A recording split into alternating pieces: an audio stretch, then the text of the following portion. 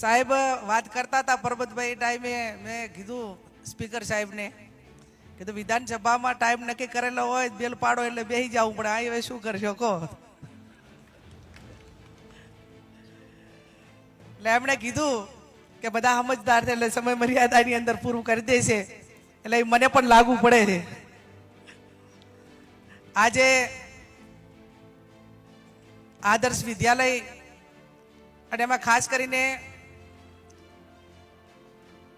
બંને મહાનુભાવોની પ્રતિમાનું અનાવરણ હોય ત્યારે નવા સ્નેહ મિલનનો પ્રોગ્રામ આ ત્રિવેણી કાર્યક્રમમાં આપની સૌની વચ્ચે ઉપસ્થિત છે એવા ગુજરાત વિધાનસભાના અધ્યક્ષ, બનાસ ડેરીના ચેરમેન, ઓબીસી સમાજનો એક મજબૂત નેતૃત્વ કરતા આદરણીય શંકરભાઈ ચૌધરી સાહેબ, રાજ્યના મંત્રી, ખૂબ નાની ઉંમરે પહેલા બોલ જ છક્કો માર્યો છે, પહેલા જ ધડાકે મેળે આવી ગયો છે, રાજકારણમાં નસીબ કામ કરતું હોય એવા રાજ્યના મંત્રી ભાઈ શ્રી હરમજી ઠાકોર હમણાં આપણને બહુ લાંબુ સંબોધન કરીને બધાનો જ સૂર એમાં પૂરી જાય એવી વાત કરી એવા આદરણીય માજી સાંસદ પરબતભાઈ સાહેબ,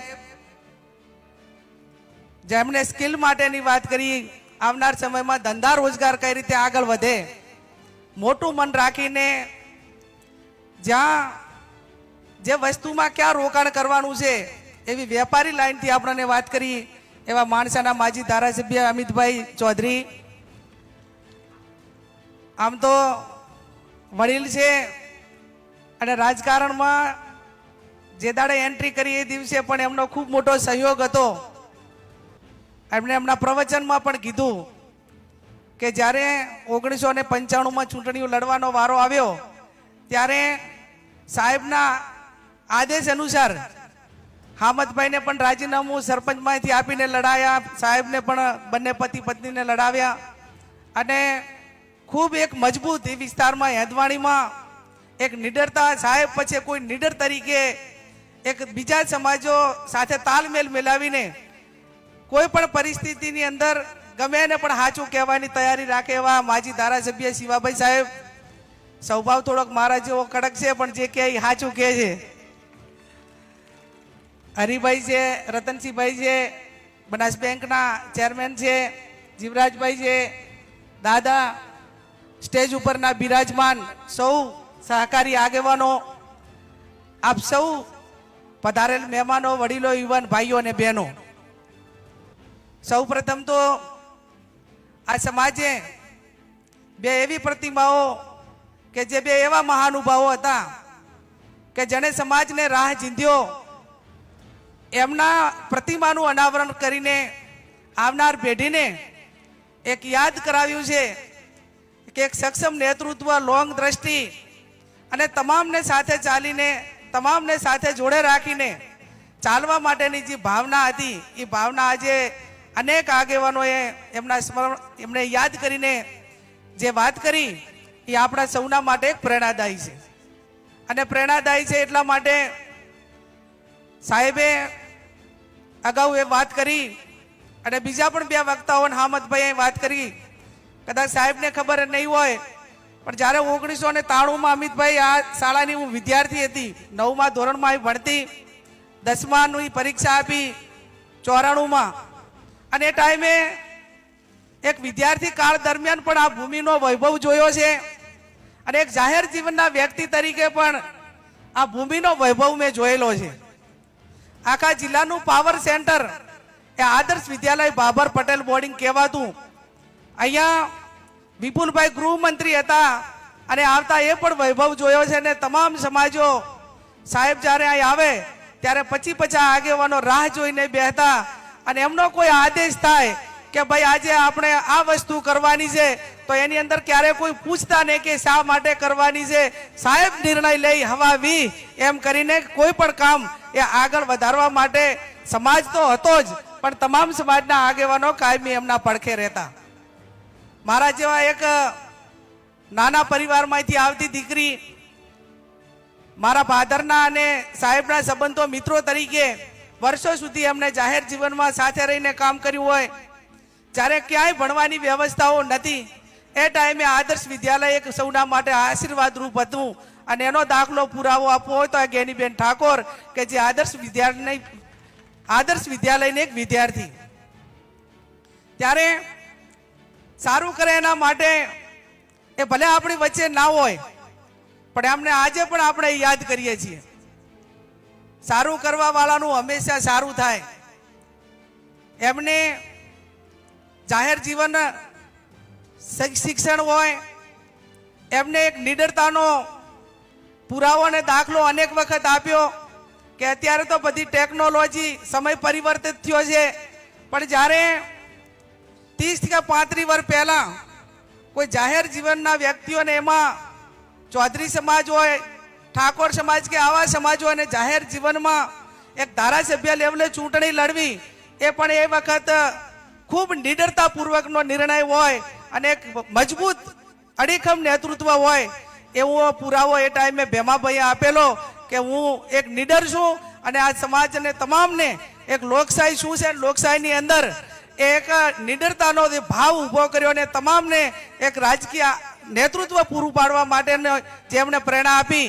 એ હું માનું ત્યાં સુધી અમને ઘણી વખત ગંઢિયા વાતો કરે કે એ વખતે એવી પરિસ્થિતિ હતી, આ શિવાભાઈ બધા અમને કે સમાજ પણ એ રીતે કહેતો કે સાહેબ તમે અમારે ઘરે નહીં આવો ને તો અમે વોટ આપશું, પણ ગાડીમાં નહીં બેસીએ, આવી પરિસ્થિતિ આજથી 35 વર્ષ પહેલા હતી. અને એમાંથી આઝાદ કરવાનું કોઈ કામ કર્યું હોય તો સૌથી પહેલું ભેમાભાઈ પટેલે કર્યું હતું.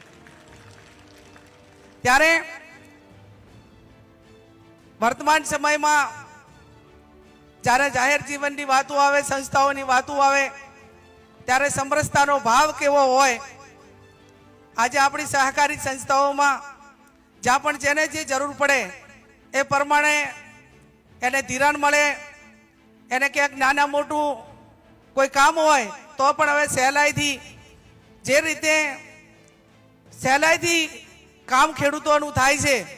એ પણ એક આ વર્તમાન સમયની માંગ પ્રમાણે ખૂબ સારું કહેવાય એવું મારું વ્યક્તિગત રીતે માનવું છે. બીજી બેંકોમાં લોન કે ગમે લેવા જવું હોય તો કેટલા બધા ડોક્યુમેન્ટ ભેગા કરીને પેલું કરવું પડે. ત્યારે ખેડૂતો પોતાના નિયમો પ્રમાણે ભરે તો એને સહેલાઈથી જે રીતે લોન મેળવી હોય સહેલાઈથી મેળવી શકે છે. ત્યારે આપ સૌને પણ મારી વિનંતી છે કે આ દુનિયાની અંદર કોઈની તો જીત થઈ હોય તો એ માત્ર ને માત્ર પ્રેમની થઈ છે. પ્રેમ કોઈકને આપશો તો સામેથી મળશે. જે ગાંધીજી જેવા ગાંધીજી એક અંગ્રેજોને અહીંથી આ દેશમાંથી કાઢવા માટે મજબૂર કર્યા હોય ને આઝાદ અપાયું હોય તો એમનામાં કોઈ એવો મસલ પાવર નહોતો, પણ એમનામાં બધાને સાથે લઈને ચાલવા માટેની ભાવના હતી. અને એમને એક પ્રેમ કે ભલે ગમે એટલો અત્યાચાર હોય પણ આજ નહીં તો કાલ પણ સત્યમેવ જયતે, હર હંમેશા પ્રેમનો વિજય થતો હોય છે.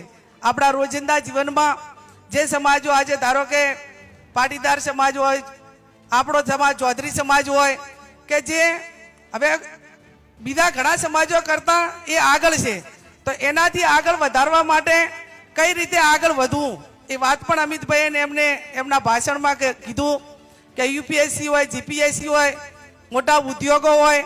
હવે આ નાના અમુક સમાજો હવે નાની નોકરી લેવાનું બંધ કરી દીધું કે ભાઈ આ 10-15 હજારનો પગારદાર 20 હજારનો બનાવવો, એના કરતા મોટો કંઈક સારો ધંધો કરવો. અને ધંધો કરે તો એની અંદર 2-5-25 જણાને રોજગારી આપી શકે. આજે સહકારી સંસ્થાઓના માધ્યમથી આપણા જિલ્લાના યુવાનોને ક્યાંક ને ક્યાંક સારી રીતે રોજગારી પણ મળી રહી છે. ત્યારે હું ફરી ખેતાબાની વાત કરું તો ખેતાબાની વાતમાં એટલું જ કહું કે જેની સાથે સારાની બેઠક રાખો તો તમે સારું શીખો. અને એક છે ને કે સંગત એવા ફળ. જ્યારે 1960માં આ આદર્શ વિદ્યાલયની જમીન લેવાની એના એ ટાઈમે ખેતાબાએ અમારા સમાજના આગેવાનોને સાથે રાખીને ઠાકોર સમાજને પણ બાજુમાં 3 એકર જગ્યા લેવડાવી હતી. એ એમની ઉદારતા હતી. સમય પરિવર્તન થતો હોય છે, એના આગેવાનો સમાજને જેવો રાહ ચીંધે એ પ્રમાણે એના શૈક્ષણિક સંકુલો હોય, ધંધા રોજગાર હોય, જાહેર જીવન હોય, આ બધું એની લાંબી દ્રષ્ટિના કારણે અનેક વખત સારું પરિણામ આવે, ક્યાંક આપણામાં કચાશ રહી જાય તો ક્યાંક પરિણામ ના આવે એ એક એક જાહેર જીવનનો ભાગ છે. અને જાહેર જીવનમાં એ લોકશાહીમાં એક એવું છે કે બે ચૂંટણીઓ લડતા હોય તો એક જ જીતે, કાંઈ બે જીતે નહીં. એ જાહેર જીવનની વાત છે. પણ સમદ્રષ્ટિ રાખીને બધાને હાથે રાખીને બધાને સારું શિક્ષણ મળે, સારા ધંધા રોજગાર મળે અને એક ભાઈચારાની ભાવના હોય એમાં આપણે ધારીએ તો બધા જ સાથે મળીને આ કામ કરી શકીએ છીએ. ત્યારે 1995માં ભ્યાભાઈ મારા રાજકીય ગુરુ આ હરિભાઈ છે, હમણાં દેવસીભાઈ હતા, હામદભાઈ અને શિવબા, આ લાલજીભાઈ, 3-4 જણા તો આજે છે તે તાલુકા પંચાયતના એ વખતના સભ્ય. કે જાહેર જીવન કોને કહેવાય કે મારી 10માની પરીક્ષાનું છેલ્લું પેપર હતું સ્પીકર સાહેબ, અને એ વખતે મને બોલાવવા માટે આવ્યા આપણે રાણાભાઈ મામો, અને મને કીધું કે સાહેબ બોલાવે છે. મેં કીધું કઈ આ ભૂલ તો કરી નથી, પણ આ એટલે બોલાવે એટલે શું હશે એમ. એટલે મનમાં એવું તો થયું કે આજ સાહેબ બોલાવે છે તો કઈ આચાર્ય સુધી ઠપકો જાય ત્યાં સુધી તો બરોબર છે, પણ છેક ત્યાં સુધી જાય એટલે ક્યાંક તકલીફ તો નહીં હોય ને. પણ છતાં એક મજબૂત મનોબળ કરીને એટલા સુધી ગઈ અને મને કીધું કે એની તારું પેપર પતી ગયું. મેં કીધું સાહેબ હા મારું આજે 10માનો પેપર આજ છેલ્લું હતું, પતી ગયું. તો કે હવે તૈયાર થઈ જાય એમની ભાષામાં મને કીધું હતું એ ચૂંટણી લડવાની છે અને દેશી ભાષામાં કે કાં હવે કે તને હુળીએ ચડાવવાની છે. આજે મને શબ્દ યાદ છે તારે કે ચૂંટણી લડવાની છે. ચૂંટણી ના શું છે તો આ 10માની પરીક્ષાનું પેપર આજ પત્યું છે, પણ કે ના લડવાનું છે. એટલે મારા ભાતરની બધા બેઠા હતા, પણ એમને ખાલી બોલાવીને કીધું કે ભાઈ એનો મનોબળ કેટલું મજબૂત છે શું છે. પણ આ એક 1995માં પહેલી વખત તાલુકા પંચાયતના પ્રમુખથી કરીને અનેક વખત જાહેર જીવનમાં એકાબીજાએ મદદ કરેલી. અને એટલા માટે સાહેબ માટે એવું કહેવામાં આવતું, મેં કીધું એ પ્રમાણે કે જ્યારે એ નિર્ણય લે ત્યારે કોઈ પૂછતું નહીં કે ભાઈ શું નિર્ણય લેવાનો છે. જ્યારે 2003માં એમને ચૂંટણી લડવા માટે અપક્ષમાં નિર્ણય લીધો તો પણ આ સમગ્ર વિસ્તાર ભેગો રહી અને 18 થી 20,000ની લીડથી એમને અપક્ષ ધારાસભ્ય તરીકે પણ જીતાડ્યા હતા. એ ટાઈમે કીધું રાજીનામા આપવા પડે તો આપી દેવાના. એમાં સાહેબ કહેતા હોય ને એમાં શેના માટે આપવા પડે એ પ્રશ્ન પૂછવાનો હોતો જ નથી.